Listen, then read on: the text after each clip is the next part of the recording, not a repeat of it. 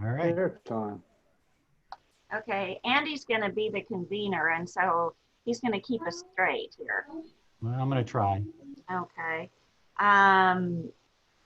Let's go ahead with the review and adoption of the May minutes. Are there any additions or corrections to the May minutes?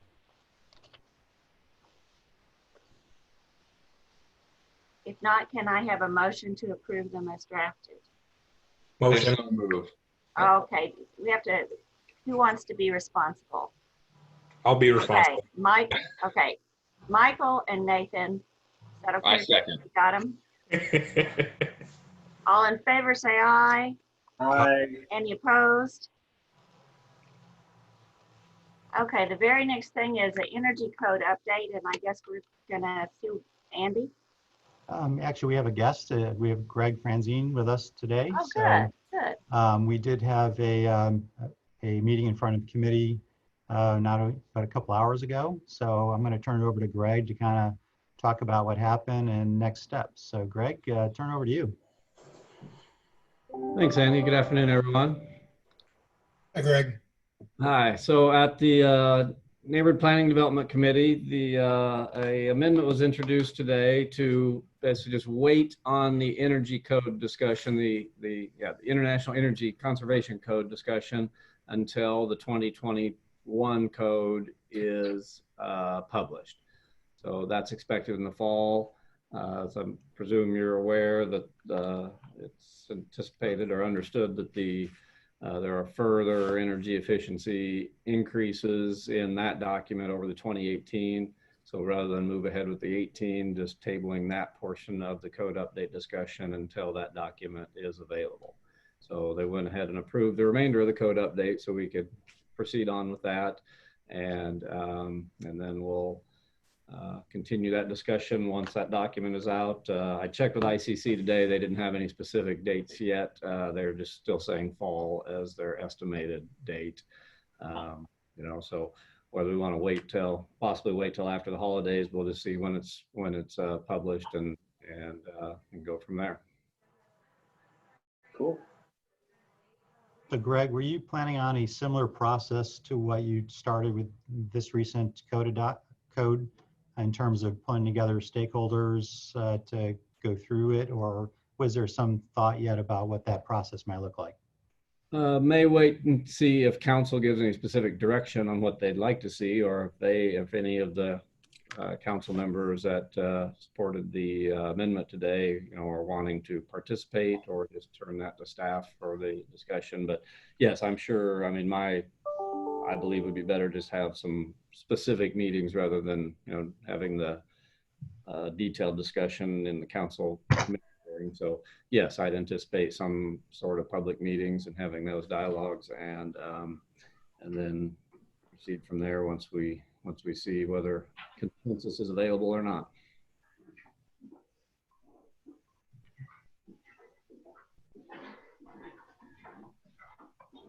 And one nuance, if you're not aware, the 1 and 2 family provisions are found in the International Residential Code. And then the International Energy Conservation Code applies to everything else, apartments and commercial and so on. They did go ahead and adopt the 2018 IRC because the energy is a chapter of that. So, but I would presume it will all be on the table for discussion, just rather than trying to chop that one document up currently, went ahead and adopted that. And then we'll, and like I said, I presume the 1 and 2 family energy, I presume, will be on the table for discussion when the commercial code is discussed as well. Are there any questions? Well, so did everybody, Jerry sent out a really interesting article kind of comparing the St. Louis Energy Code development to what we're doing here in Kansas City. I read that article. How many people on the commission also read that article, kind of comparing the two processes? Well, why don't you share what you observed about it? So essentially, St. Louis has, and this was kind of the thrust of the whole article, they've been really successful in not just approaching and inviting different stakeholders into adoption of different energy codes, but being really proactive in going to the construction and the home builders associations locally to get them on board by, establishing the benefits to homeowners, the benefits for people in terms of the affordability of the homes after they've been constructed, and the homeowners and home builders associations for St. Louis were a driver for the adoption of their energy efficiency codes, not necessarily a roadblock to it. And so one of the things that I kind of took from that article was that, if we have this mentality, historical or, inherited of some kind of conflict between the homeowners and the home builders around the Kansas City area, and then kind of race to the bottom in terms of price or process, might there be ways in which we can approach the homeowners and home builders associations and say, this is progress that we as a city have to have. And, how can we support you in this transition might be a more fruitful way of approaching that conversation, as opposed to just like throwing up a podium and saying, change is going to happen. How do you feel about it? For my comment on that, I think it's always a matter of making, being able to make your case of where the benefits are. And, things we've heard in the past is it's not just the home builders, but, realtors, appraisers, do they recognize the increased value in those homes that are built that way? Or, because if it doesn't, then, from a builder's perspective, maybe they're putting that investment in and not seeing that it's getting credit that it deserves for the lower thing. So it's that whole marketing and public education and getting the mindset changed around that, and, and getting people to look at the total cost, not just the purchase price of the extra item versus what their cost to operate. And I think that'll be the mission for those championing the more stringent codes will be to paint that picture to ultimately to council, because that's who needs to be swayed to adopt those documents. I looked at that, I read that article as well. I don't know that I took away that they were necessarily championing, but maybe not resisting, that they ultimately were brought on board. So I'd go back and look again. But yeah, obviously that they weren't, just being the opposition to it ultimately. So, the challenge is getting the data and the documentation that's factual and specific to our location. On any side of a code debate that tends the data tends to be skewed to the argument trying to be made, or in any debate probably, that everyone's trying to make their case. So it's getting that paints the picture that and is based on actual information. In the current dialogue, or the dialogue that occurred with the public hearings, I think no doubt the information presented, various people sent in information following the meetings to support the cases on both sides.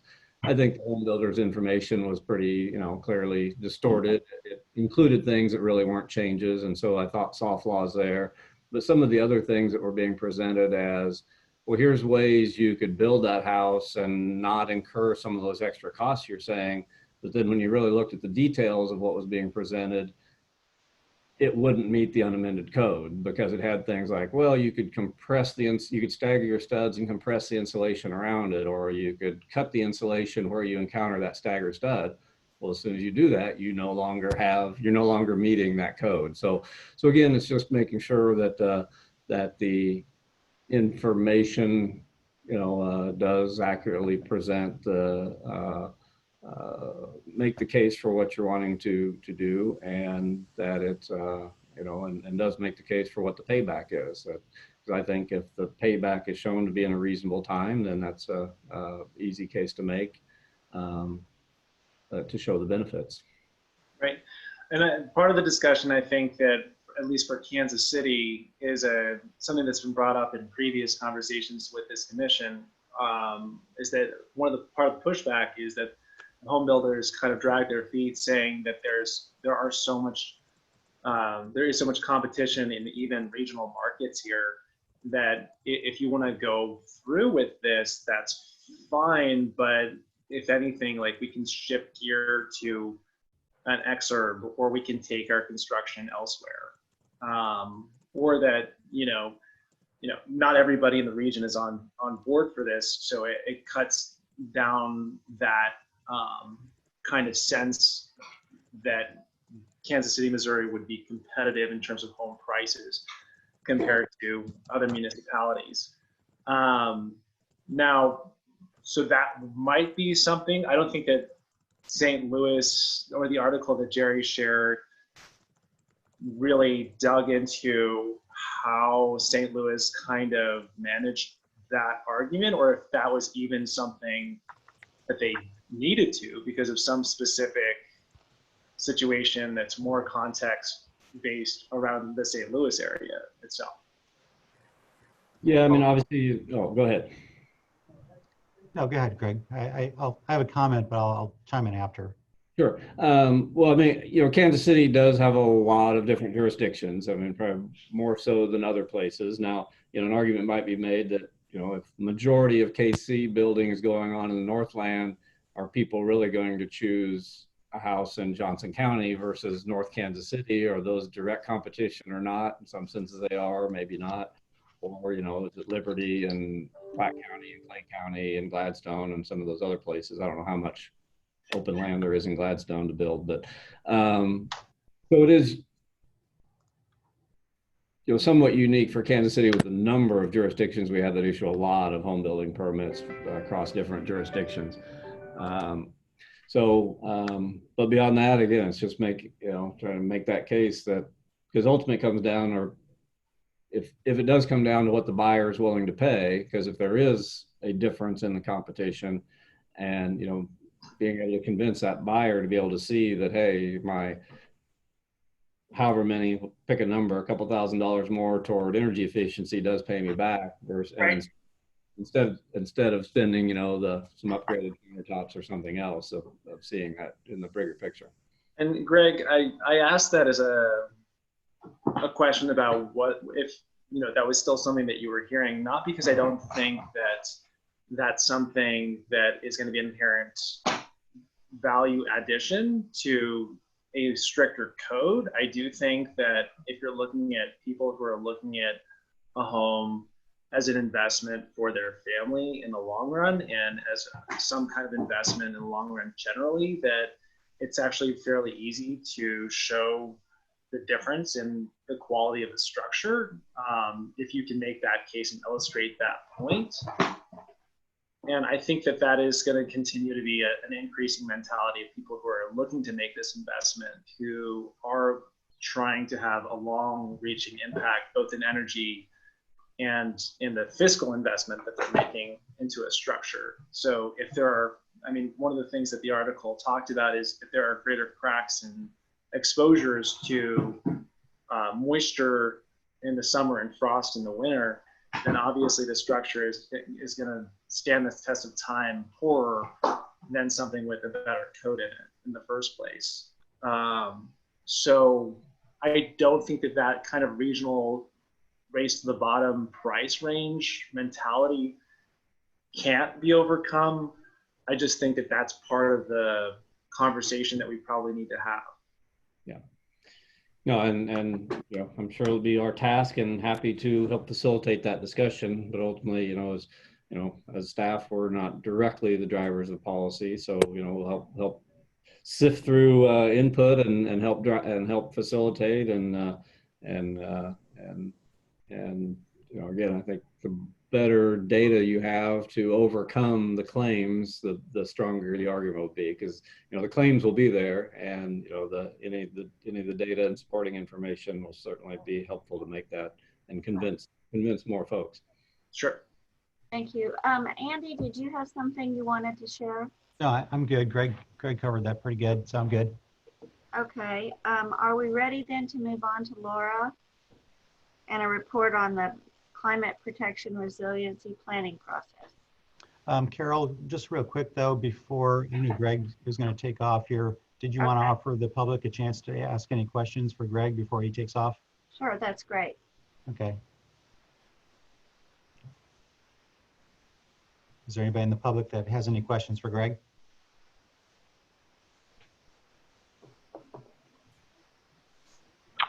Hi, all. So apologies for some background noise. This is Billy Davies, organizer with the Sierra Club Missouri chapter. I just would, just before Mr. Franzine hops off, just want to thank Greg and his department, and also thank OEQ and Andy for continuing to facilitate the conversations that I've been having over the last 6 months, and working with commissioners here, as well as folks at the Climate Protection Plan Steering Committee, just to really continue to facilitate robust conversation on this, so that, you know, I think an informed decision can be made and was made today at City Hall. And just looking forward to continuing to support the work that all of y'all are doing, and just including the commissioners here, and thank you for the role that you played in this continued effort, and looking forward to the fall. Thank you. Greg, thank you for joining us. Oh, no problem. Glad to update you on today, and like I say, we'll probably be re-engaging the conversation probably around the end of the year sometime. Okay, sounds good. Thanks, Greg. Thank you, Greg. Are we Thanks, ready Greg. for Laura? I don't see her on my screen. You don't see me. No, Uh-oh. Are you on gallery view? I am. Well, I'm hiding up here in the corner, and okay. Oh, So, I see you. You're at a different place on my screen. yeah, I hid my Good. camera for a while. It Okay. jumps around. All right, Yeah. well, take it away. Oh, I hear something from somewhere else. So this is Emily. Oh, sorry, can you guys hear me now? Yeah. yeah. Yeah. Okay, I'm so sorry, I'm having sound issues. I think I was trying to say we I'm with Metropolitan Energy Center, and we provided feedback on the initial code when they first started having public meetings. And Ben, you brought up a lot of great questions, and in our research and providing feedback and talking to different experts, we have some good answers and some resources on those questions that I can send to you all, because as those questions come up about affordability and what other cities are doing, because actually, a lot of cities are actually much more stringent than Kansas City, Missouri and surrounding. So definitely happy to share that information with you all. So when it comes time to look at 2021, maybe we can, be prepared to answer some of those questions and, not just respond, but also provide some good resources as well. So I can send that if you'd like. Thank you, Emily. I think that's great. We'll be sure and connect with you in the fall. Okay, thank you so much. Okay. Laura?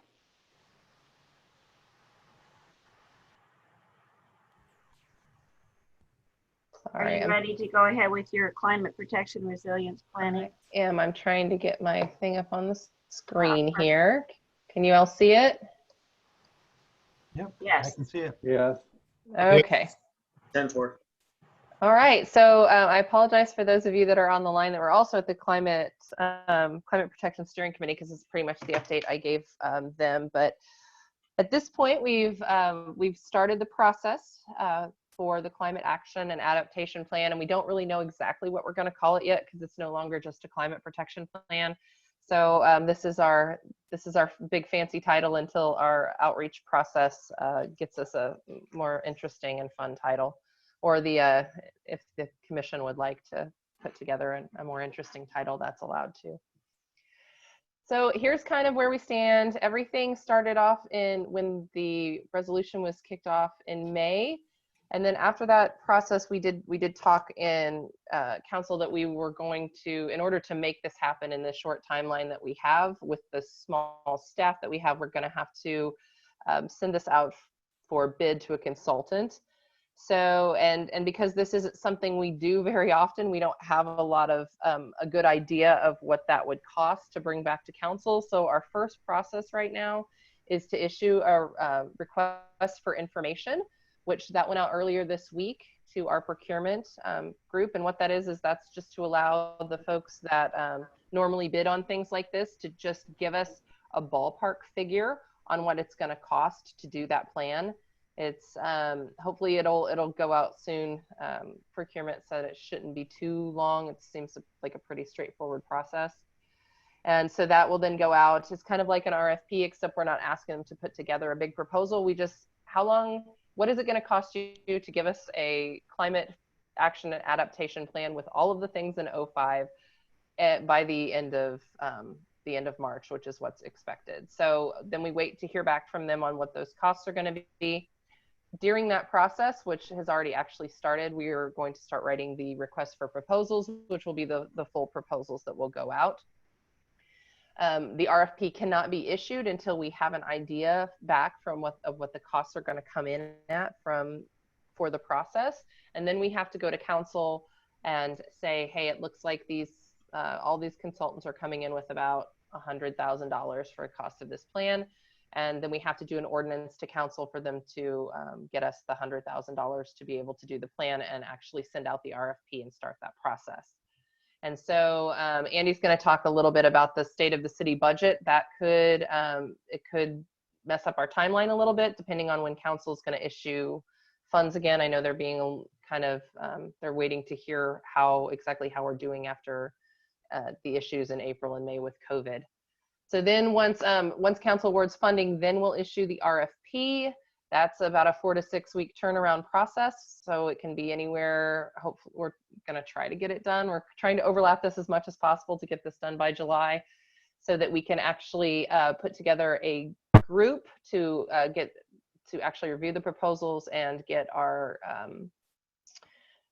consultant on board. And that selection committee is going to consist of about 5 people. We're thinking internal city staff and some external stakeholders as well to review those proposals. And then we'll award the project, hopefully, fingers crossed, by September. And once that happens, then we're going to have to start with a really robust kickoff. We're going to kick it off. We're going to get the outreach plan going, get the who's going to be involved. Well, I guess I take that back. We're going to start this process now on getting the who's going to be involved in the plan together. I've already started a spreadsheet of various groups, and if any of you have any ideas of groups you think need to be involved in this process, please send it to me. We want to make sure that we send this out to the widest group of stakeholders possible. And once the consultants on board, we'll all work together to figure out how we're going to get this out to the stakeholders and to the general public. So there will be staff and committee workshops. Those are going to be, that's going to be internal city staff that are actually going to be responsible for portions of this and making sure that whatever we write into the plan actually fits with what we can do at the city. And then the committee folks are going to be our involved stakeholders. So the ones that already care, they're already up and they understand the process and what we're looking to do. So those are folks like the Sierra Club here and the NRDC and the KC Chamber. They were involved last time. Mid-America Regional Council, folks from Climate Action KC. And then concurrently with that, we'll be holding public workshops. And that's where we're going to make sure we hit up our vulnerable populations and our neighborhood associations, groups like that. This group, we're assuming the staff and committee group, we're assuming we're not going to have to inform too much about the process. They're just going to help put it together. Whereas when we go to the public workshops, that's folks that are going to need some education on what climate change is, how it affects them in order to make informed decisions. So that's why those are 2 separate things. We're going to have the client at this time. We're also going to try to have the consultant put together a climate forecast and greenhouse gas inventory for us, which is necessary for this process. All of this is going to happen in a short 2-month period. So it's going to be a quick turnaround and a lot of late nights, I think, for our staff. And then we're going to start drafting the plan. And when we're going to have another staff and committee workshop after we do the public workshops to kind of put all the public input together and make sure we're accurately reflecting that with everybody involved. draft the plan. We're going to get it out for public comment and feedback, and then the internal feedback of deliverables. That's just, did our consultant give us everything that he said they were going to give us or whatever. Then the final plan is supposed to be presented to council end of March, and then we will identify the next steps as far as implementation. One of the big positives about having a consultant on board for this process is that from the plans that have been done recently with consultants, they do have a requirement to put in and how we're going to implement this. So they'll help us with a roadmap and a process for implementation as well afterwards. So this isn't just a plan that sits on the shelf. So that is the quick timeline for the climate plan, and I'm sure there's probably questions. So if anybody has any questions. Laura? Yes. If I might just add to the engagement part of it, just to let folks know, the comprehensive plan, of course, is undergoing its update. And we have been in conversations with city planning on that. So we're trying to make sure that resilience, of course, makes it into the comp plan. And so I would certainly encourage folks to, they're just beginning their engagement process. And they are going to be kind of passing along those responses that might address sustainability, might address resiliency to Laura and us, so that we make sure that those ideas that are captured in the comprehensive planning process are funneled into us. They're giving us the opportunity to ask some questions as part of the comp planning process to help collect some of that feedback. There may be through our KC, our KC stat, or our data KC folks that often do community surveys. They may also be sending out surveys that we will hopefully be able to include a question or two to kind of help gauge a baseline for the community, and then going forward down the road in terms of quality of life questions and things of that nature. So just wanted to kind of throw that in there. I know from time to time we've got questions about how the comp plan is going to tie to the climate action plan. So just want to throw that in there. This is just still rough. We're really just kind of feeling our way through this process, but those conversations are going on. Okay, questions?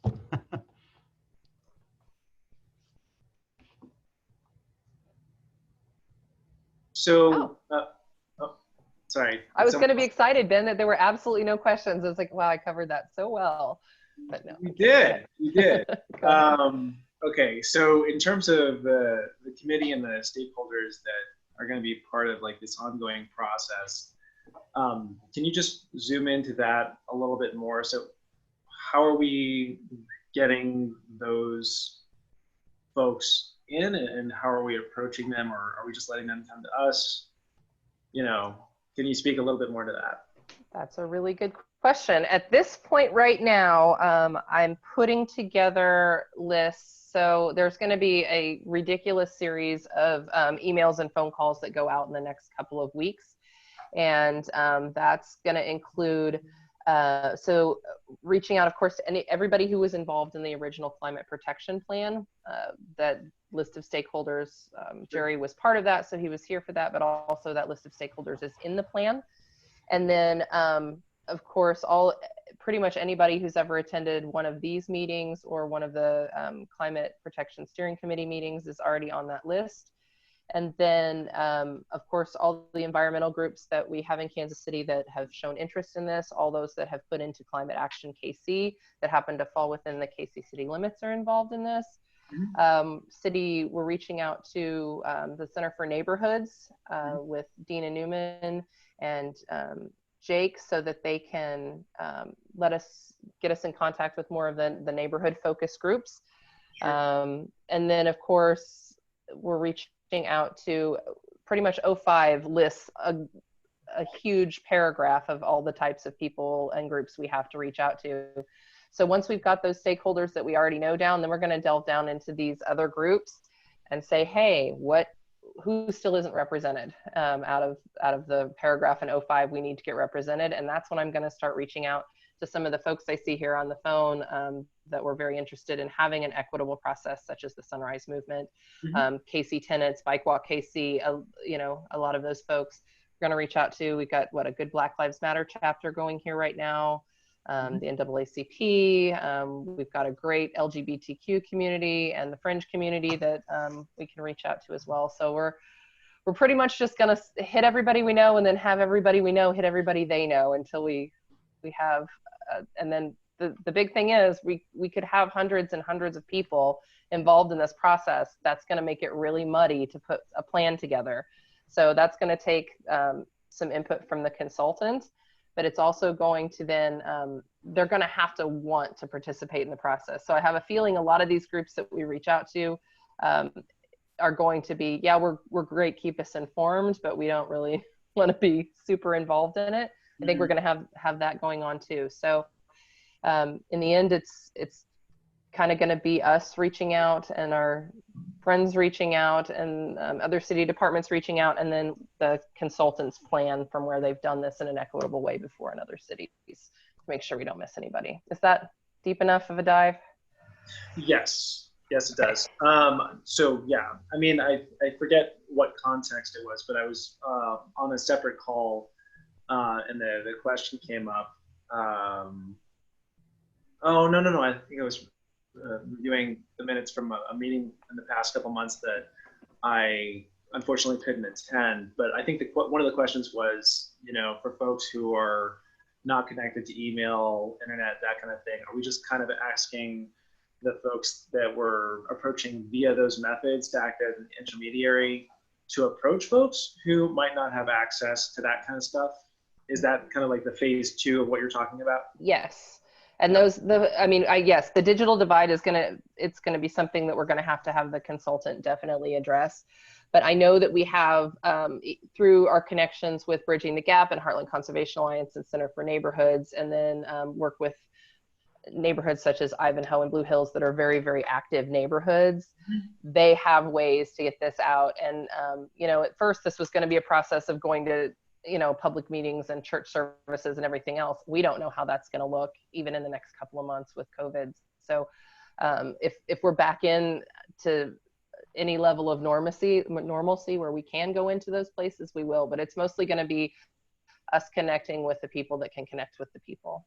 There's very few of us in the office. So something else I would offer too is, especially in the Northeast, creating flyers and connecting with organizations that are able to translate those flyers, because you have a very diverse network of folks that are up there speaking a whole host of different languages. So I would personally recommend connecting with Hope Faith Ministries and the Northeast Chamber to help with outreach in that area as well. And obviously in addition to the neighborhoods in the area, such as Pendleton Heights and Scarrett Renaissance. Awesome. Yeah, we've got contacts at both of those. And Hope Faith Ministries was on my list, but I did not realize that the Northeast had their own chamber. So I learn things every time I'm in one of these meetings. Yes, and if you're interested, send me a follow-up email. I'm happy to connect you with their executive director, Bobby Baker. Okay. And then of course, council had also, you know, they're very interested in this process and they're willing to connect us to anyone in their district who wants to be involved. Okay, thank you. And that was my question. Thank you. Do we have any other discussion? Questions? Okay, I'm gonna move on to item E. Has my name on it. It's not really my item. It's related to exactly what we've been talking about, providing input into different processes. As commissioners, we can all individually participate in the MARC planning processes or the city planning processes, but we also have actions that are on the record. We have actions that we have taken that are recommendations by the commission, that the commission has approved, that presumably we could forward as comments in these different processes. An example would be our recommendation that the 2021 Energy Code be adopted. So that's an action we have officially taken. And there are also actions regarding the environment that have been officially taken by the City Council. And so my concern is that we don't lose those things, these things that we have spent time on and agreed to forward. Maybe we need to be able to find a way to make sure that that same information gets input into these different processes. Michael, I want you to jump in here. One of my concerns is that you have done all this work on the report that went to council. And there may be things in that report that would be pertinent to questions that are being raised by the focus planning process or the mind mixer that's going on at MARC. And I wondered how we might highlight the things that we have, the actions we've taken, the thinking that's already been done, and get it plugged in. So, now I want you to know I've also asked for some legal consultation on this. okay. Because that's part of the question. We know how to say that as a commissioner we're commenting, but we need to also think about how do we channel comments that are representative of the entire commission and not an individual opinion. So if we're trying to do it as a full commission, I think that the approach that we've taken in the past of offering up a letter of support, I think would probably be my offering. Beyond that, because I also want to be mindful of people's safety. We're still in the midst of the pandemic. If that wasn't the case, then I would wholeheartedly be advocating for either you and or Bob to go and speak on behalf of the commission at City Council. But yeah, I would say outside of a letter from us collectively, I think that's probably the best way to sort of convey all of that. Well, let me pose a suggestion. And the problem, of course, is manpower. There's always a problem of manpower and energy. But if, for example, any commissioner remembered something that they contributed to, for example, the recommendations that Michael compiled, and wanted those recommendations inputted into one of these processes, it isn't so much a letter to the council because many of these processes are deliberative and they're regenerative. As issues are brought up, then other people are invited to comment and weigh in. And so it would be, how do we get the input of things we've worked on into these processes, and how do we characterize them? And actually, I wondered if we would like to create some sort of mechanism for a commissioner to contact a staff member or one of us that wants to be designated and say that they remembered something in one of our reports that we had approved, and suggest that that be transmitted into the process, into the comments, into the mind mixer or whatever, as a comment from the commission, sort of as a funnel, honestly as a funnel, to keep kind of a check on it, to double check that it was something that we officially did. And the same would maybe be true for things that council has done. For example, the emissions reductions proposed in the recent resolution regarding climate protection planning, greenhouse gas emission reductions. It might be appropriate to highlight that in regional planning processes and in the focus plan as an input, because it puts it in the mix for other people to discuss, for other people to see, for other people to react to. and not just as an individual comment, but as an official council action, as a recommendation of the commission, something a little bit bigger than simply a thought by one individual. And again, I'm throwing this out. I don't have any clear picture of how we would do this, but I feel like sometimes the work we do gets lost. You know, we were worried about things getting shelved, that the work we do gets lost if we're not deliberate about seeing it inserted in the conversation when conversations are occurring. So I will leave it at that, and I'd love some reaction. So I'll start off by saying that,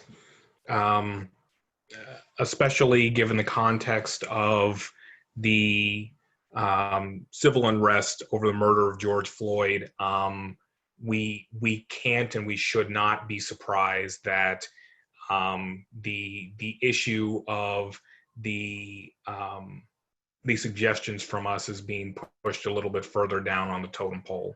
It's not our time, plain and simple. And I don't say that to be disrespectful. I say it because it's the truth. With regards to the mind mixer, because that's not an official function, I don't think that there's going to be any issue if individually we reach out and contribute to that. I was asked to contribute to a conversation on transportation earlier on in that process, and so I don't think that there would be any issue with us individually doing that and saying and bringing to the wider group's attention, these are the things that the EMC has done here in Kansas City. So that's kind of my thoughts. That's kind of my thoughts at least at the moment. Yeah, I mean, Michael, I was definitely thinking of, I think it was probably a comment from you in terms of asking about introducing that digital divide into the conversation about stakeholders, and coming to this meeting. You know, I've had conversations with friends of mine nationally who work for various nonprofits, and I mean, just the shifts in terms of the conversation about what is and is not an environmental issue and where it flexes and interacts with social justice and with anti-racist movements and stuff like that. I think that you're right. I think that this is probably not the environmental movement to talk about environmental concerns per se, but how can we support the conversation that the nation is having generally, and you know, advocate for the ways that those things intersect, you know. And I also wanted to ask, because I unfortunately had deaths in the family and health issues for the past 2 months. You know, our report was given. I saw that transmitted. What happened with that? Like, how did that go?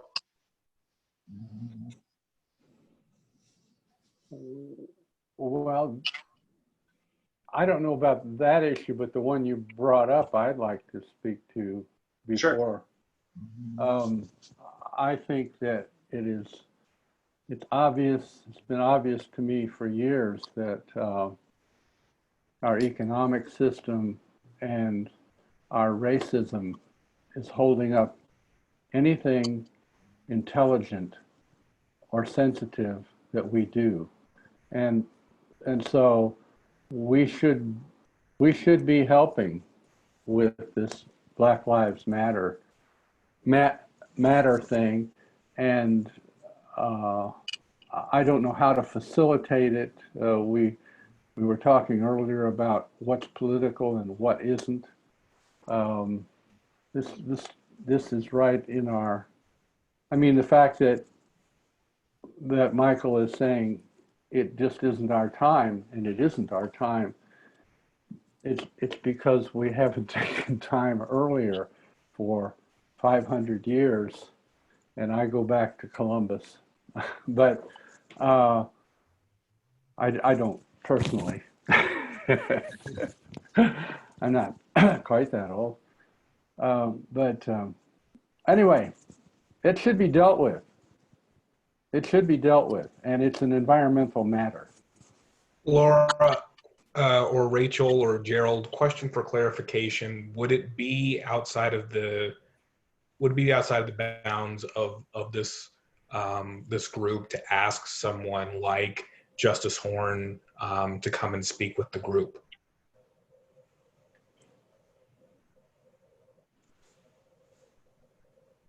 I was actually thinking about that also because I saw that he's doing a lot of speaking in Kansas City, but I haven't had the chance to talk with Andy about it.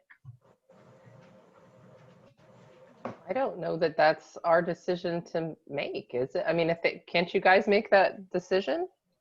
Well, I was asking because I wasn't sure whether that was something that was allowed for this group to ask. So that was what I wanted clarification on. So my apologies.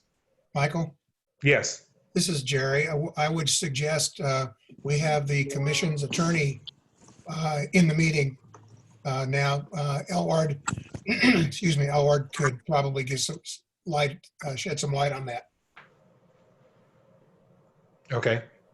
If he's there. Is he still here? His name's there. Yeah, there he is. Hi.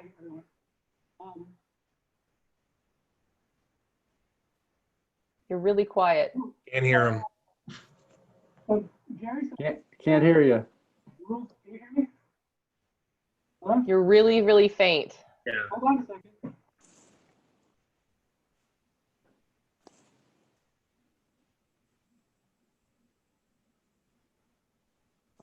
I don't hear anything. Mm-mm. I think he's trying to fix his mic right now. Hey, can you hear me now? Yes. Yes. Yeah, sorry. I'm in my office and I was on a dock, so I wasn't sure if it worked. So I undocked it and I'm talking into my laptop now.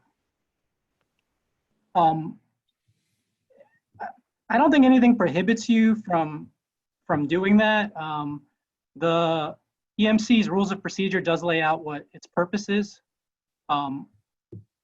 It lists a couple things that are also in the code, but I don't think it's for staff to tell you that you can't do that. I mean, there's nothing prohibiting that. So, okay, well, thank you for the clarification. So the reason why I propose bringing in someone like Justice Horn, and it doesn't necessarily have to be him, is because I think that perhaps it would benefit our group to hear specifically from one of the main organizers on the ground. Like, I mean, we're kind of the intellectual busybodies who deal with the environmental stuff, but I mean, there's only so much that we can influence and only so much that we can do. And especially if we're doing that in this sort of vacuum, virtually or otherwise, then it's sometimes hard for us to sort of see and connect with the broader picture. And so I think it would be beneficial for us to bring Justice in, to have a conversation and to say, you know, our dealings, our work is in advising the city on environmental issues, but we also recognize that there are intrinsic equity considerations that we have to make, and we have a responsibility to be anti-racist in that space as well. But it would also behoove us to have a little bit further clarification from someone who deals more specifically with the anti-racist part. Does that make sense to everybody? Yep. Oh, yeah. Yes. Bring it on. Michael? We need it. Michael, are you talking about Justice Horn, who's a UMKC student? Yes, I am. Okay, he's a huge environmentalist. He's one of my students. Yes, All right. So I think I just really think it would be good to hear from him, and because I think it really is a learning opportunity for all of us. I think that we all have been we've all been impacted in some way by what happened to George Floyd. I think many of us are rightfully asking, you know, what more can we be doing to make sure that that doesn't happen to someone else? And I think our responsibility, both as individuals and in groups like these, is to ask those questions publicly, repeatedly, and to the folks who are actively working on those issues directly. Yeah, yeah. Is he a Black Lives Matter spokesperson? He's an organizer for the local chapter, yes. Okay, I'm sorry for the confusion. I only know him as a student. All good. Isn't he arranging the thing this weekend? Yes, he is. Yeah. And so the other thing is, I know he's probably incredibly busy, but we could try to see if we could schedule him for a meeting next month. Carol, if that would be okay with you. Earlier?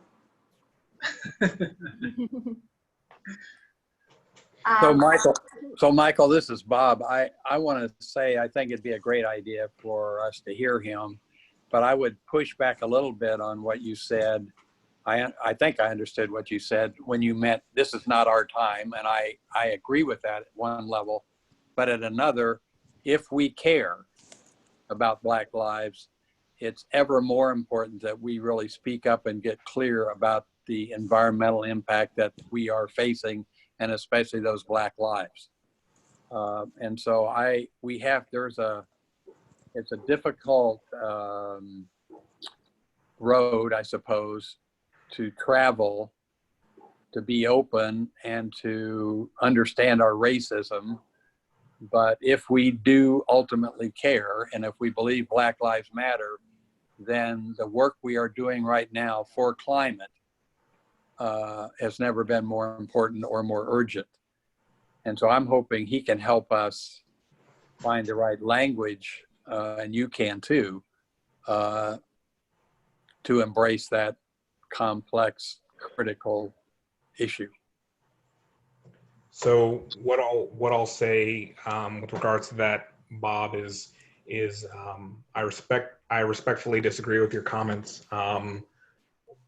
The reason why I said that this is not our time is because, while yes, I vehemently agree with you that climate change is an issue that directly impacts communities made up of people who look like me. However, the immediate issue for which people have been protesting is the knee on the neck of people who look like me.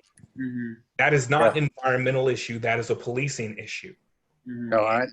I understand that the issues with the climate are important. They are existential, and I understand that. But at the same time, if the issue is that a police officer was kneeling on the neck of a Black man for no other reason than a $20 counterfeit bill, the environment is not the thing that we need to fix. Well, okay, I understand that. And I'm suggesting we can't fix the environment without fixing that first. I get the priority, but I'm saying that we can't say, okay, we're not going to work on the environment for the next year until we change all these laws and make this right, and then readdress the environment. I'm saying we have to have the courage and the integrity to address both simultaneously, recognizing the priority and the urgency of this moment with respect to our participation in putting the knee on that throat. I guess I don't know the best way to express this, but you are exactly right that is the first priority right now. I'm saying that we can't hit the pause button on what we've been doing and just address that. If we care, we have to do both simultaneously. And I want to echo what Bob's saying, because part of it is, it started with COVID for me, showing that there was huge discrepancies. It's people of color that are hit more by COVID. So we had a housing problem, we had a housing crisis, but then COVID came and it's become more of a crisis. There's been a healthcare crisis and it became more of a crisis with COVID, but it became more of a crisis for people of color. So we were already there, and then you add this. I totally agree that, Michael, that the situation this second is about police brutality, but I go back with Bob on, we have to have the courage to say that you cannot go forward with climate or any other initiative in Kansas City without also looking at racism. What I'm going to say is that there has been no indication, at least from what I have seen from organizers or anyone else, that the environmental issues be put on the back burner for a year. And frankly, I'm a little insulted that Bob is making that assertion without seeing any place that specifically says that. With regards to the previous comment, like I said, no one is saying that the environment is not an issue and that climate change is not an issue that we don't need to deal with. But the reason why we're saying just wait is because this is something that Black people and people of color are still working to absorb. George Floyd was put in the ground yesterday, and I still have not watched the video. Mm-hmm. And my point is not that I'm saying I don't want to work on this issue. It's not saying that I don't care about that. If I didn't think that it was still somewhat of a priority, I wouldn't be on this call today. But my point is waiting at least until next month to bring in Justice Horn and have him speak about these issues is giving us time to breathe in the way that George Floyd didn't get that. Yeah. I think we're entitled to that. Yeah, of course. I agree, Michael. I completely agree. I don't think the housing issue, the healthcare issue, the police brutality issue, these are all issues of justice. These are all issues that have a through, like we can't work with any of this. We can't tackle any of these problems separately. They're all the same problem. So, I mean, yeah, of course. And the reason that I wanted to bring up how we're approaching communities of color, not now, Duncan, and how we're going and getting stakeholders for this planning process is to go to our communities who are going to be most impacted and one, assess how much they understand about the impacts that are coming, and two, ask very humbly, what do we need to do? Like we can't just sit here and say, you know, like we're gonna get these consultants, we're gonna bring in these people, we're gonna plan all this stuff, and not have any kind of feelers out there and actual contact with people who are directly impacted with this stuff. We need to bring them into this conversation and go to the people who are impacted directly in order to have that conversation in the first place. And that's a justice issue. That's doing things differently than we have been doing for the past 400 years. And so I don't think that we're having a different conversation. I think we're having the same conversation, and the focus is on our Black community right now, but that's not unnatural. Can we directly, through the commission, address the police issue? I was just about to ask that, Marty. Can we just unequip, what is our ability to put out a statement affirming that George Floyd was murdered, Black Lives Matter, and that we need serious reform regarding policing in this country? Completely, we don't need to do some bullshit connecting it to the environment. This is what we're facing right now as a country, and I don't think that there's any room to be trying to namby-pamby it, especially because we are a predominantly white committee. Michael's the only Black member of the committee. Like, we can't we have to recognize the fact that he can't be carrying this water and doing this labor for us. So why can't we, as that sort of, as a committee comprises such, do something like that? I don't, well, someone else needs to answer. I would support that. I would support it. I support it too. Is our attorney still on the call? Eliord, what are your thoughts? Yeah, you can do something like that. I think if you wanted to do a press release, the rules of procedure say how it should be done. But yeah, there's nothing, I don't think there's anything that prohibits you from doing that. Let's do Great. it. Do we still have quorum? Do we still have quorum? Can I propose a resolution or make a motion that we release a statement affirming that Black Lives Matter and address the issue of police brutality in America as well as in Kansas City? Carol, is 9 quorum?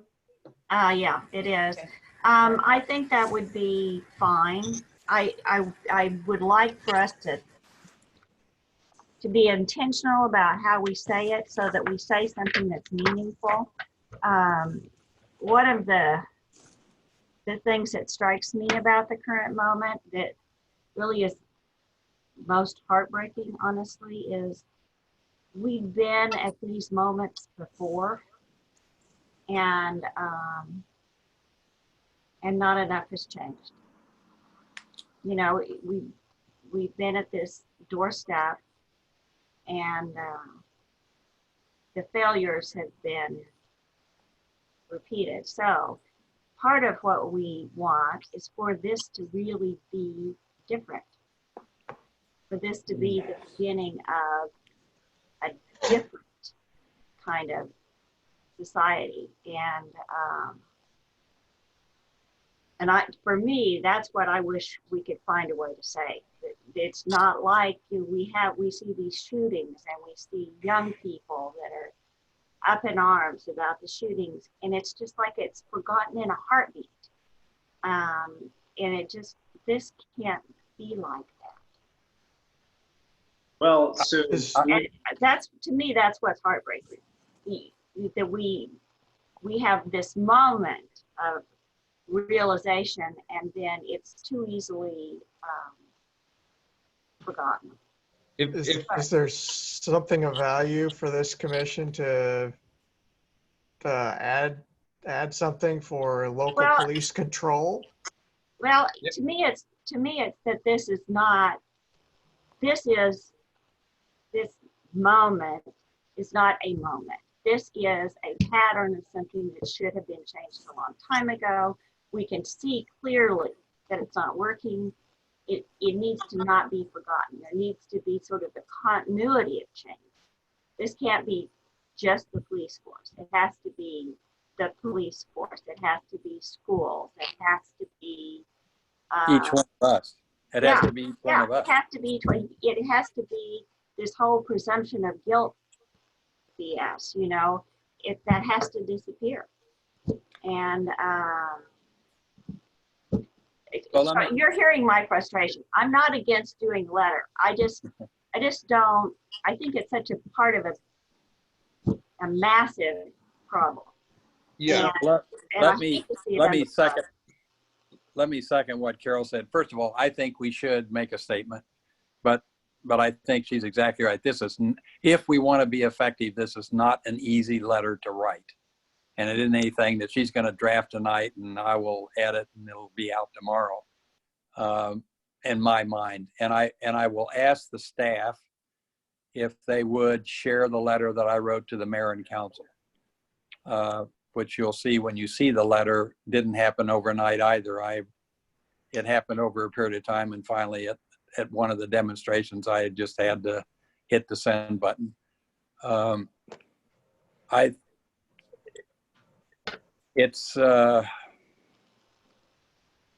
it is important, and we should make a statement. And so I would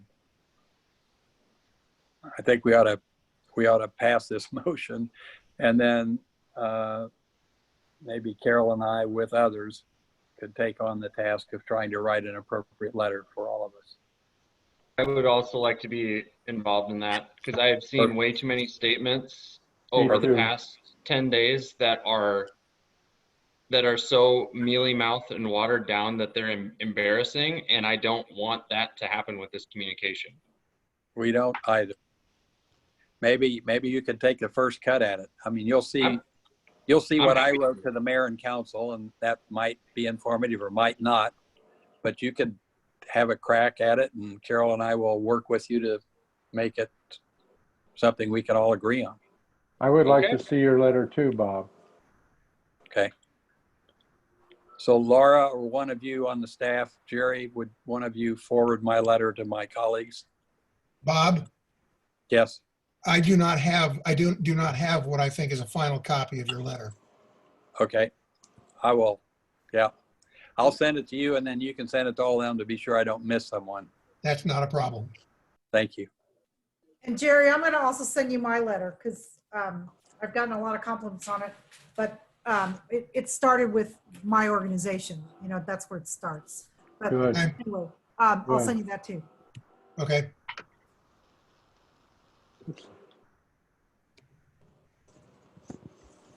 I have to say that I believe Kansas City could be exemplary if we just were motivated to be exemplary.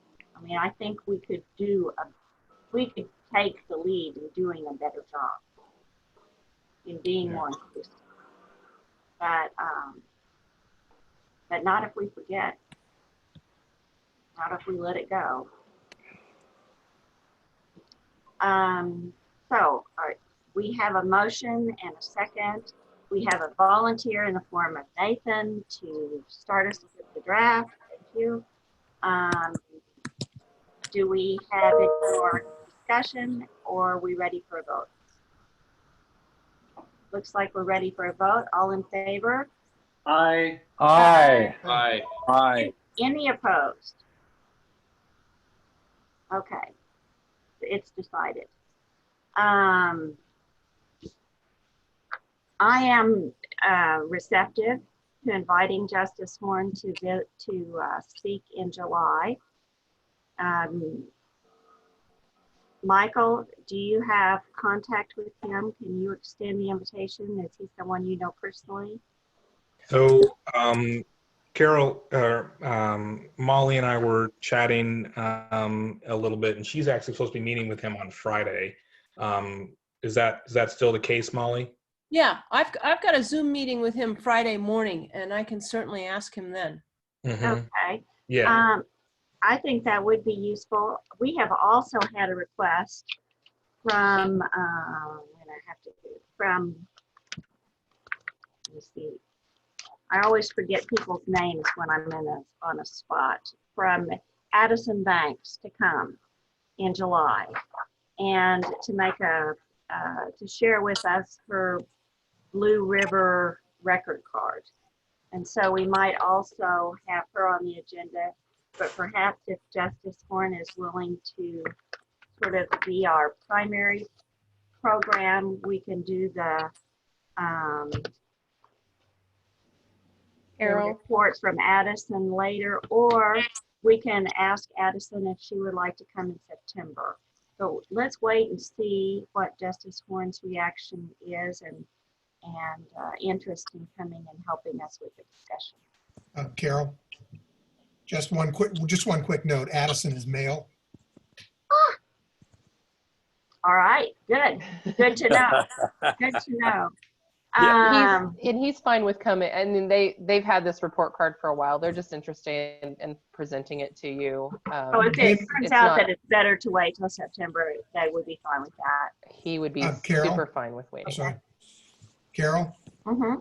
He's the same person that made the presentation on the Blue River to the EMC several months ago. Maybe it was last fall. Well, forgive me. The other, I mean, as long as we're talking about meetings, let's just do one other thing. We will need to have a meeting regarding the evaluation of the Environmental Achievement Awards.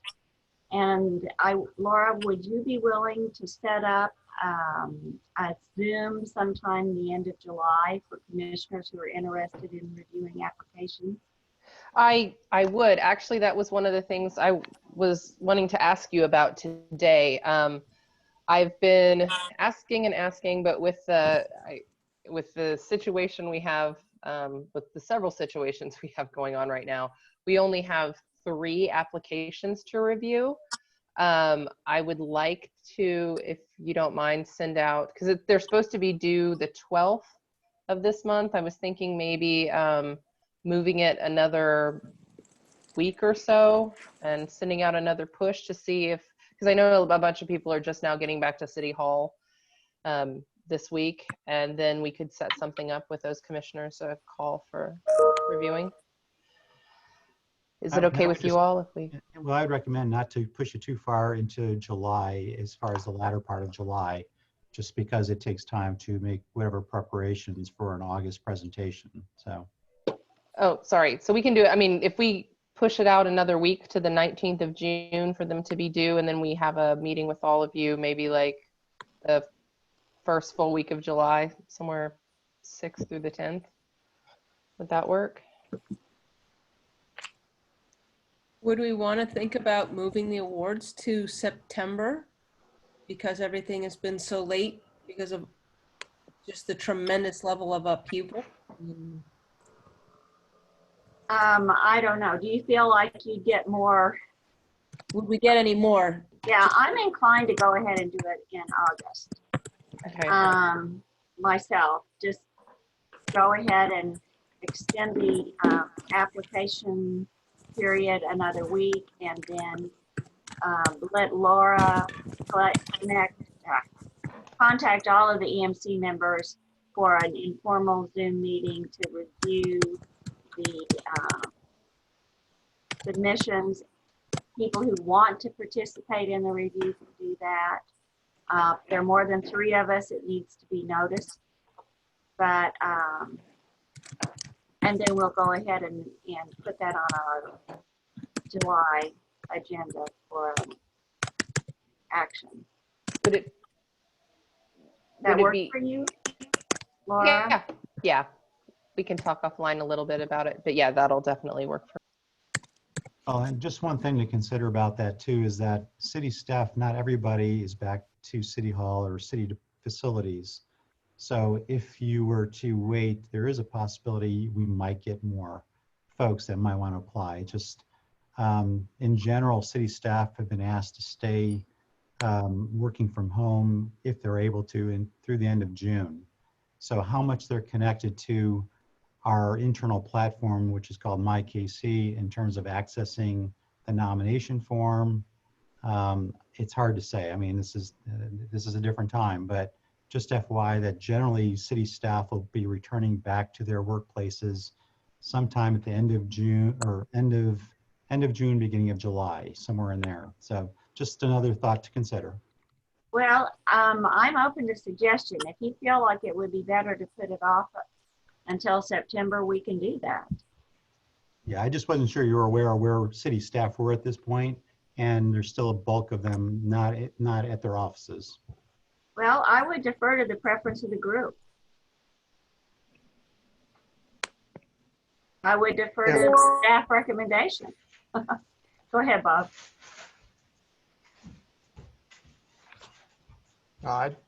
I'd say let's let it roll off a little bit. You know, I think with all the upheaval with COVID, and it just seems like it makes sense to leave the door open a little bit longer there. Is there agreement then with everybody? Is everybody in favor of pushing it back a month? Yep. Yes. Okay. Well, let's go ahead and do that then. So we'll extend it. We're going to go ahead and extend the nominations for another month to give city a time to get. Right. And right. then and if you and Andy will look at the schedule to see how much time you need to organize the awards, and just make sure that we have a working group time, and it can be on Zoom, to review them before then we would, I guess we would make the selection in August. And if we're going to have an August meeting, let's move the Blue River report to August too. And so September will be open for the awards. Now, does that work with your climate resiliency planning schedule? Yeah, your timeline. Yeah, I think we're fine. Think that works okay? Oh, yeah. Yeah, we're gonna be going crazy no matter what. So we can either go crazy in August or September. It's fine. Okay. Andy, can you give us the OEQ report? Yes, it's not particularly long. So I've got good news and bad news. So guess we'll start with the bad news. So budget. So just thought I'd give you an update on where the city is with that. We've been asked by council to basically look at the city budget. So all the department directors were asked to basically look for ways to basically go through what we call a budget reduction exercise. And so I know there's been several presentations to council in regards to, you know, what are the various scenarios, worst case scenarios. And after some of those presentations by our budget officer, they had come back to basically ask for something more concrete from our finance department. And in terms of what percentage of a cut we need to be looking at. So that memo was basically sent out on Friday of last week, directing us to look at our budgets and see how we can reduce reduce 4.5% from our budget. So it's department by department, and it does not include aviation and water services. Conversations in terms of our office have already begun with the city manager's office, because we're part of that department. So the guidelines that we were given basically was to look at position reductions, to look at program eliminations or reduction in services. One of the caveats that it needs to be ongoing and more or less permanent cuts. So the recommendations are being collected and will be presented to council on June 25th. So 4.5% is the number that they are going with at this point. There is a bit of a concern in the sense that if the public safety side of the city's general fund doesn't play or doesn't participate in the budget reduction exercise, which basically covers fire and police, then that 4.5% would essentially double for the rest of us. So it's been an interesting week, kind of looking at the numbers and talking with our financial officer for our office or for our department, and just considering what our options are. So this won't affect our climate protection planning process. We basically have $25,000 that was put in our budget.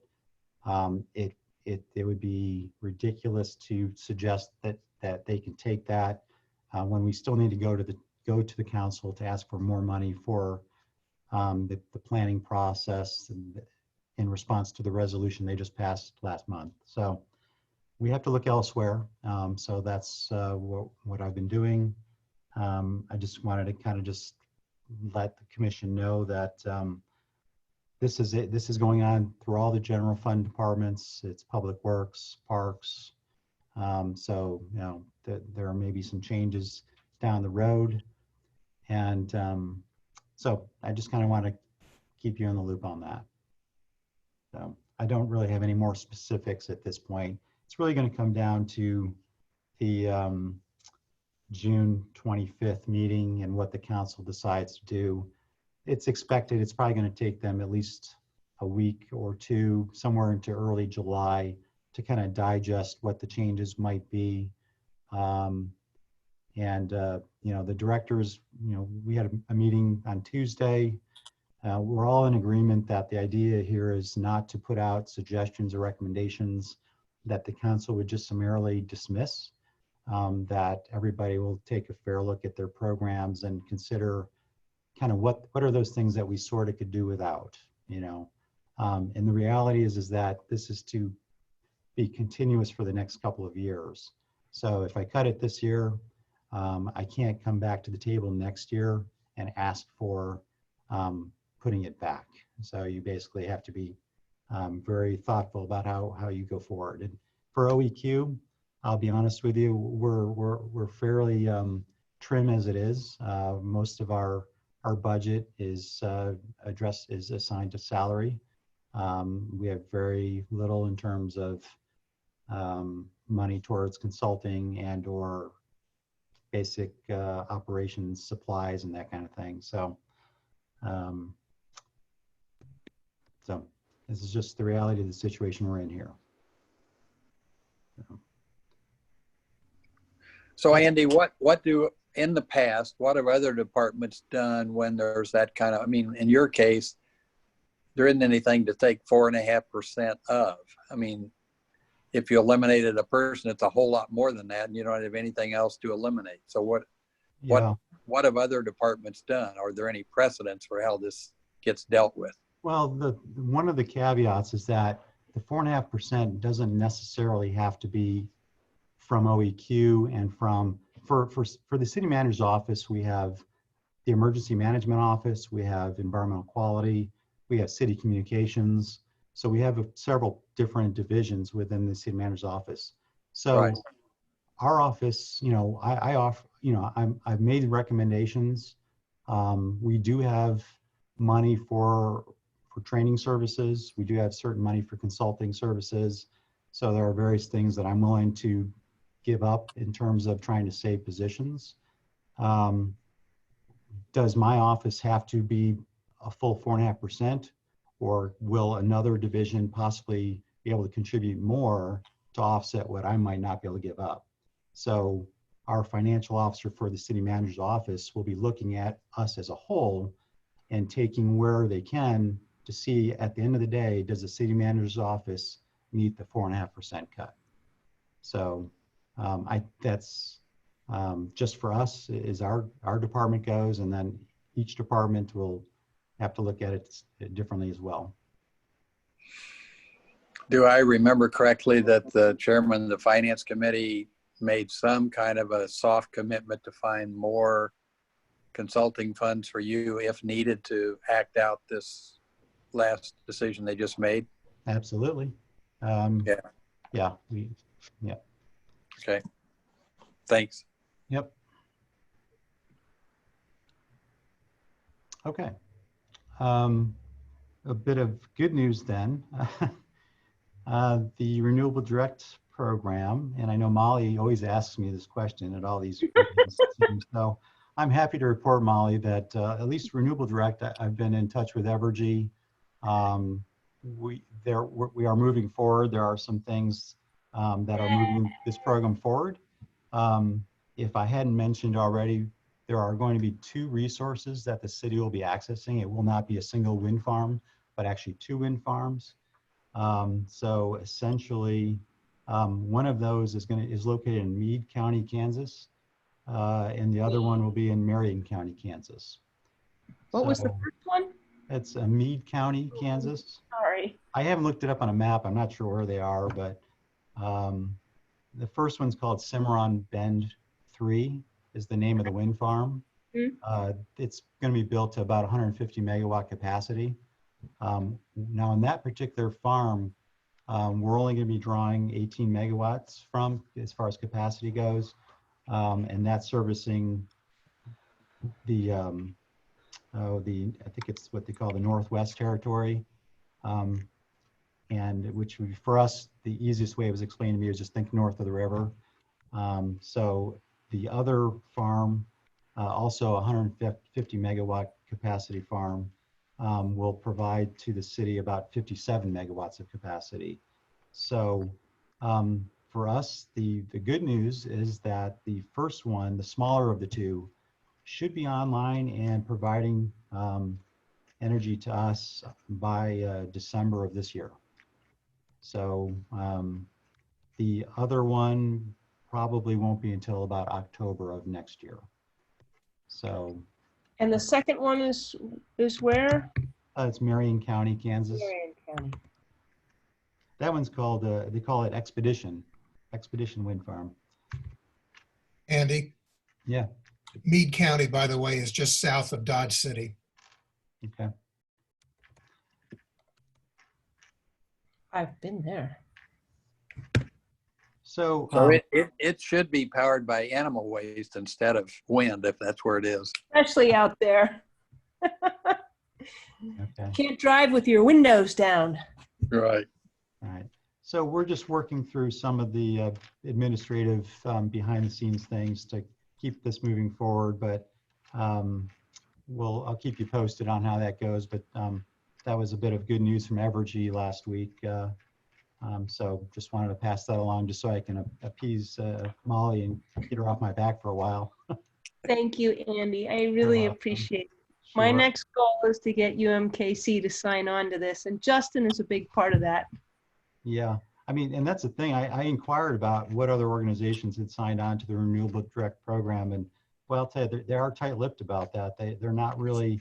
I think they're going to be more inclined, because we did talk about the rollout of this program, you know, in terms of a mayor's challenge, you know, communications, all that kind of stuff.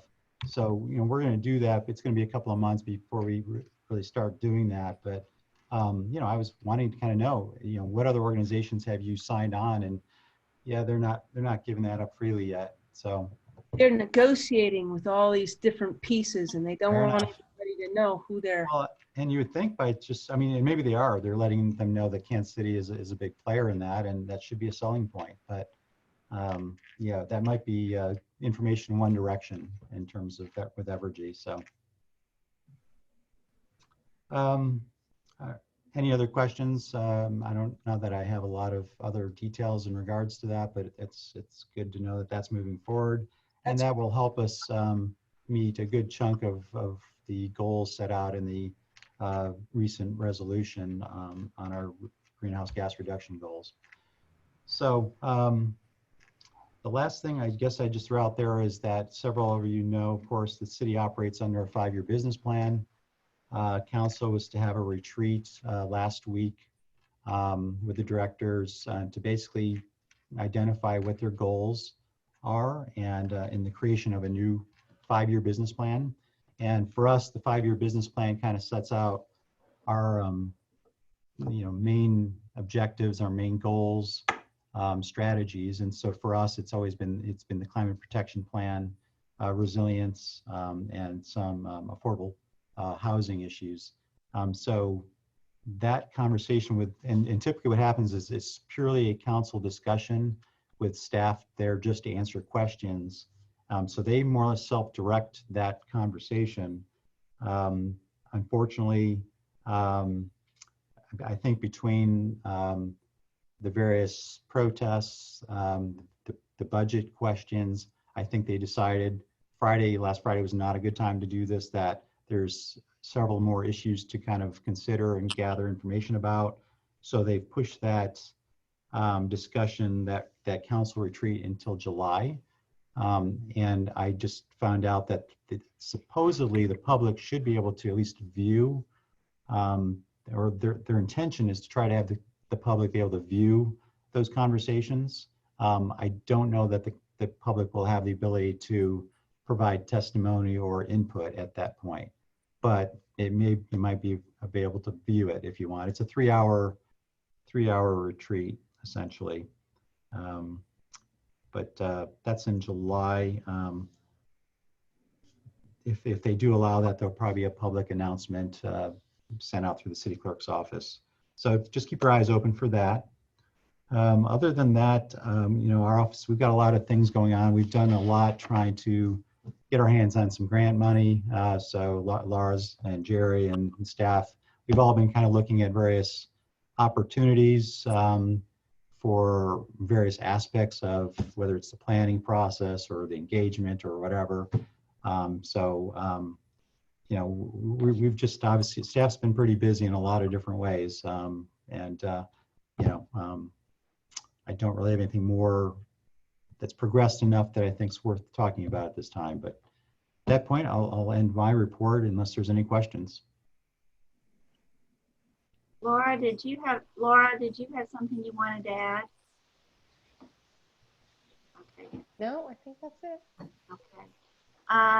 Let's do the committee reports. I can tell you, I went to the Air Quality Forum meeting, and the most pertinent thing they let us know is that both states have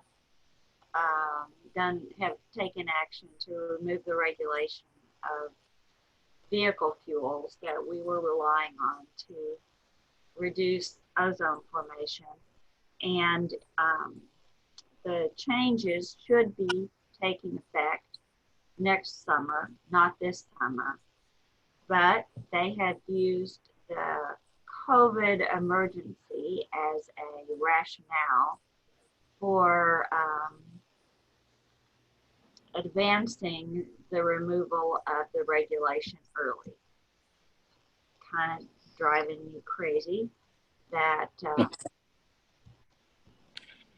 just about anything that happens is a reason to roll back some environmental protection. But that's probably the most pertinent news. Andy, is there anything that you would want to add from the forum meeting?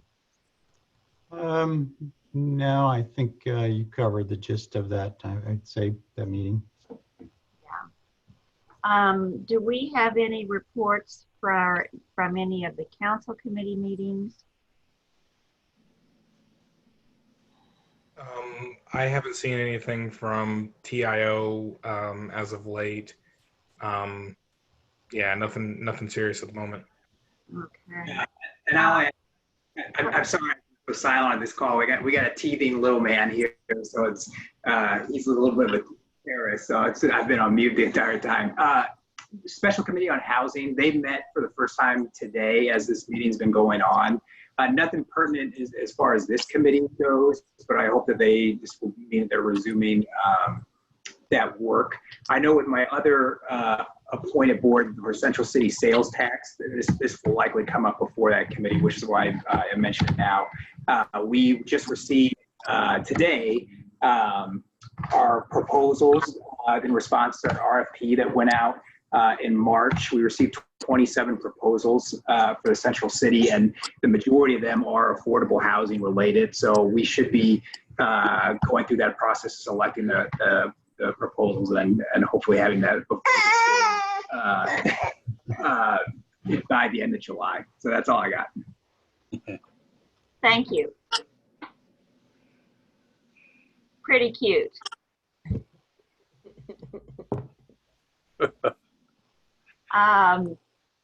Anybody else have a report that they want to add?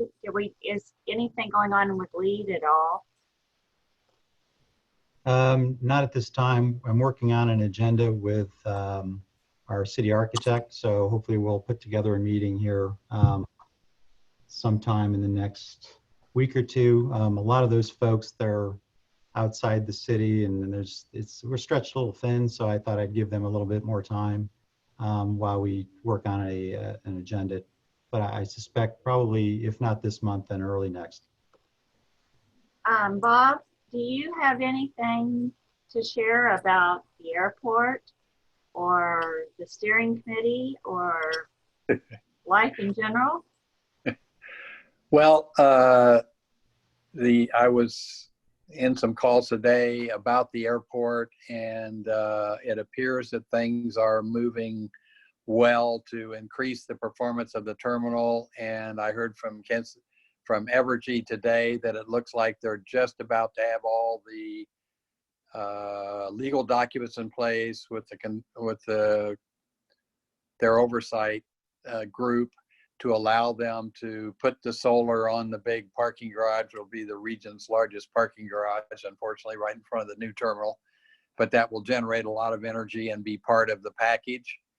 And it looks like most things are moving in an appropriate way, but I still haven't heard from the aviation director.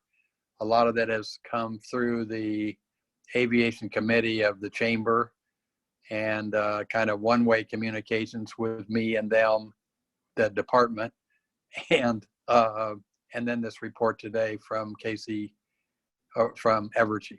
So that seems pretty good.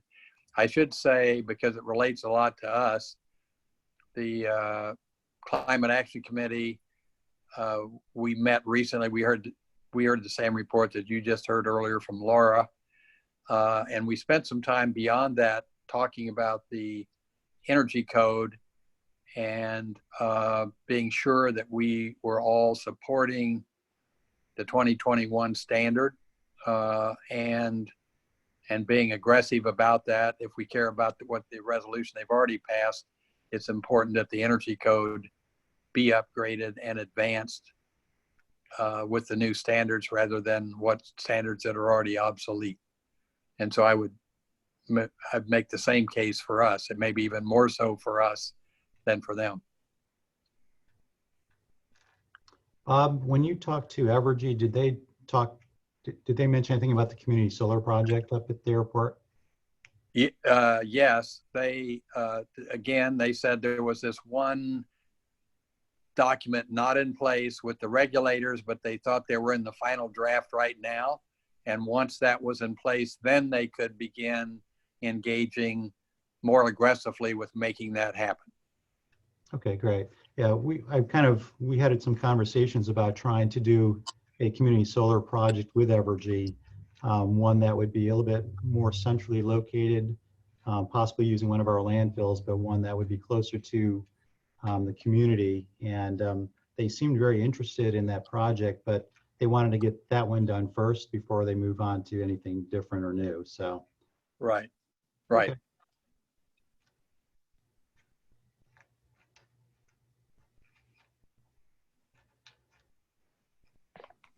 Okay, are there any other reports? I wanted to mention under old business that the conflict of interest forms are due to the city clerk's office. Any commissioner that hasn't sent his form in, Jerry was kind enough to send out an electronic link so that we could get those done. Do we have any remarks from visitors to the meeting? Anything else a commissioner would like to discuss or add? Yeah, Carol, I wanted to throw out another piece of old business. And that was, I got a call yesterday from Patrick Hosty from Dynamics. If you remember, they presented to us last summer.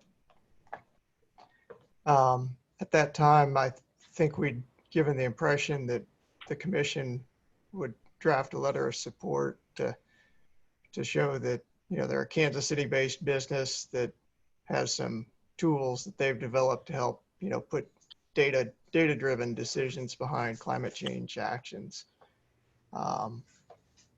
So I wanted to throw that back out there. I think we followed up a little bit in the fall, but it kind of dropped after that period. So I'm not sure how you guys see things at this point, or if that's something we can move forward with, or what your thoughts are. Well, so if I remember the correct organization, Scott, and it kind of looks like you're a disc jockey with those huge headphones. I feel like you have a radio show. There was some kind of other software that was being phased out at the time, and so Bob, didn't you all also talk about potentially proposing that this new software be phased in instead of that? Do you remember that? I remember it, but a little differently. Yes, I think, as I recall, there was a conversation, not in the meeting, but kind of offline with Andy and with Mark. What was mentioned in the meeting was Mark had hired a consultant to inform their work on the Kansas City Climate Action KC project. Mm-hmm. And that global client was using some kind of software different from this. And I thought, and I think we recommended, and I think they did, that they participate in the conversation with Mark and their consultant. And what we were trying to determine was, is this the best software? And, you know, I had a feeling that it was pretty good. It could be better, but, you know, it's like that. And so, and Andy, you may know more at this point than I do about what happened, but I think they did join that conversation. I don't know what conclusions either Tom at Mark or anyone else came to about who has the most compelling software and which would best inform the work we do and everybody else does that really wants to look at impact. So Andy, can you? Yeah, so we did have Dynamics come into the city first off, and I forget, it was several months ago, and they gave a presentation, and I put together various folks in the city to kind of sit through that presentation. Some had already seen it in some of the other divisions or departments. And I think overall, we liked the product. I think there was some additional functionality and or it was a different presentation that I had seen before. So, we thought there was some potential there. However, at the same time, Tom over at Mid-American Regional Council had also, we had touched base about, whether they might consider using that software. So we got into a conversation about, rather than the city trying to, pick up the tab for what we need, and, Tom, of course, having several municipalities that are part of the region, we started just trying to talk about how we can kind of do this more of a regional approach. And so, whereas Kansas City would pitch in a certain amount versus, and other cities could collectively try to acquire that, the immediate software that we have is one that we've been using for several years. They've provided, I believe, an upgrade for us, and our analyst and of course Jerry are familiar with using that software. So we have a tool that we're using, where we are getting ready to do another update or do an update to our climate planning process that will include a greenhouse gas inventory. But in terms of Dynamics, the last conversation I had was with Tom, and it wasn't all that long ago. We just kind of touched base with each other and kind of, I was kind of relying on him because he said he had the staff to at least look at, dig a little deeper on its functionality and how it works. Whereas we just here in the city, I don't have that kind of capability. So I was kind of relying more on Tom to kind of look at it as a possibility. But I was more interested in more of a regional collaboration in acquiring that than the city alone, and particularly with our budget being what it is, that would be more palatable to us. This is Jerry. I have two things real quickly. Bob, the software that Mid-America Regional Council is using for the climate action plan is called CURB, C-U-R-B, and it's basically an Excel spreadsheet, which I have. It's very similar to the spreadsheet that we were provided, that we've been working with from the consultant that we used, the Brindle Group. So there are some similarities between the two. One of the differences being that the CURB tool was developed for the international C40 cities, where ours was not. Secondly, with regard to Dynamics, there was an article, I believe in April, that said that Dynamics and Roland Park have signed an agreement to use the Dynamics system. So a city in the region has bought on now. Right. I was really going for two pieces of, well, a piece of information, and then the notion that if this is the right product, it should be Kansas City, but it should also be Climate Action KC, which is the larger regional plan to address this. And so I was hoping to have Mark and Mark's consultants vet the quality of the tool, number one, and number two, if they thought it was good, then promote that all the cities participate in this development of the and the access to this new tool, so everybody be using the same thing in the region. And they wanted a local client because they invented it here and they're selling it elsewhere across the country, and it didn't make sense that no one in their hometown was using it.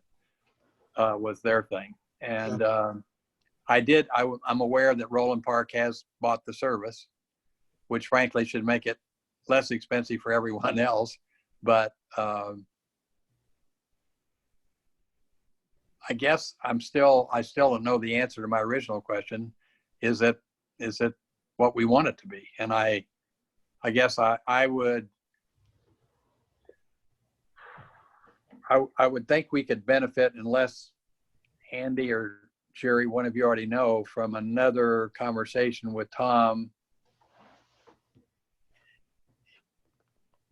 and or the consultant and or Roland Park. I guess what I am aware of is their tool is dynamic, and it's a whole lot better than a spreadsheet, which gets filled out once a year and then it's a fixed object.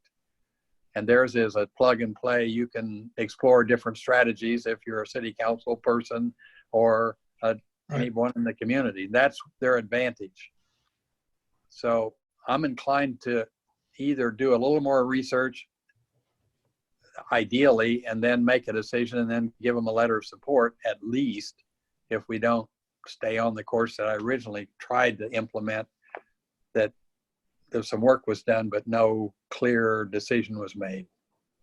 So just out of curiosity, Scott and Bob, can it be crowdsourced as well? So like if we're talking about a dynamic conversation with our communities as we're trying to create awareness, could it be leveraged in that way as well, so that a lot of, anybody could access and kind of tweak and play with it?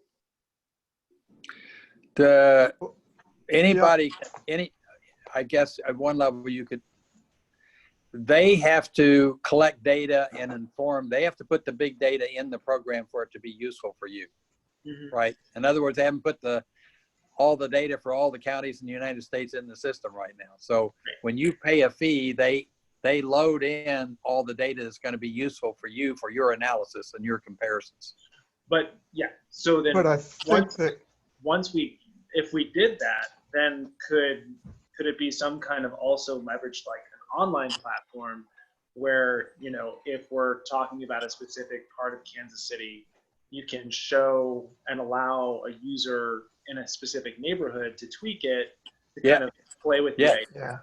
Yes. I think you can, Ben, because Patrick and Sonny have described it to me on a couple of occasions like that.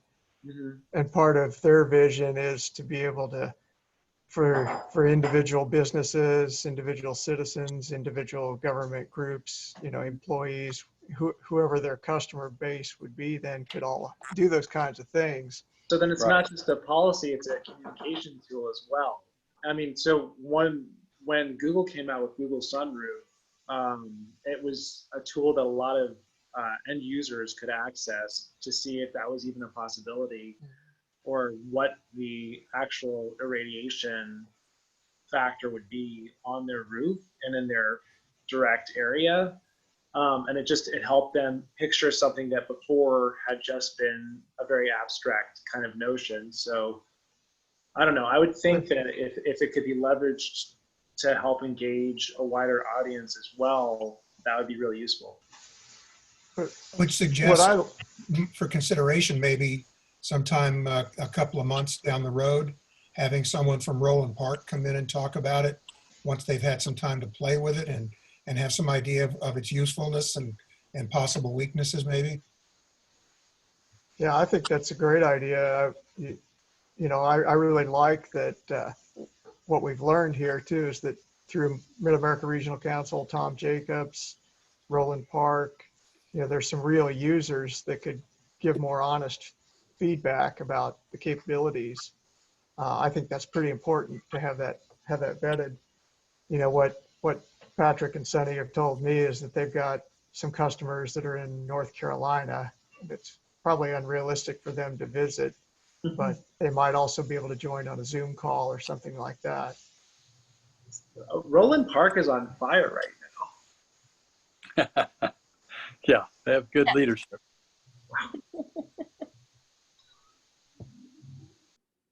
Sarah wanted to say something. Yeah. I just had a couple of really quick comments. First, I wanted to voice my support for Nathan's suggestion that you guys write a statement supporting the Black community right now, and especially Black Lives Matter. I very much think that all of these issues are interrelated, and that it's really about a united front and demonstrate your support. I also wanted to voice my support for Michael's suggestion to bring in Justice to talk to the group about anti-racism. I think that pursuing an anti-racist agenda or anti-racist curriculum would be really beneficial for the group. That's something that we've been pursuing as part of our participation in Missouri's Energy Efficiency for All Coalition. And we have a lot of resources that I don't think the group would have any problem sharing with you guys if you're interested in pursuing that. We'd be very supportive and happy to help you. And it'll also help, you know, derail situations like, you know, tokenizing the one Black member of the committee, right? So I just wanted to support both of those things. And I wanted to say that I'm not just an environmental scientist, I also have a writing degree. So I am happy to volunteer my services if you guys want any help drafting or editing your comments, your statement. We accept. Thank you, Sarah.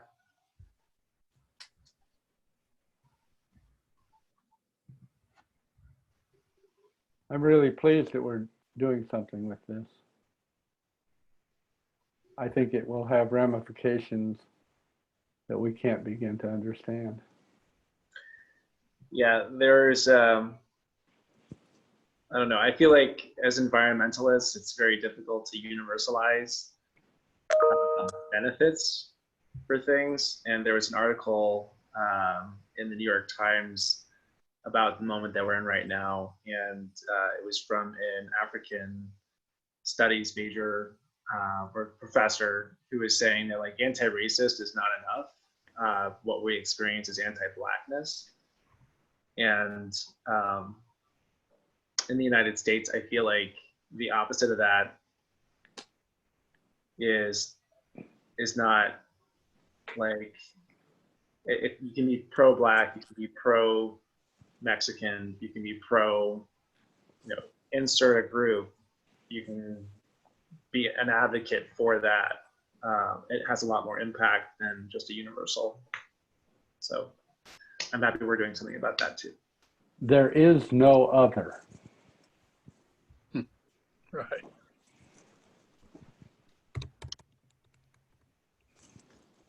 Is there anyone else who wants to make a comment before we adjourn? Just wish each other well. Mm-hmm. Yeah. If Absolutely. nobody, I just want to make sure if you hadn't read that in the chat that Sierra Club was expressing their thanks for your letter over in the chat. I don't know if you all saw that. Or if Don wanted to say something about it.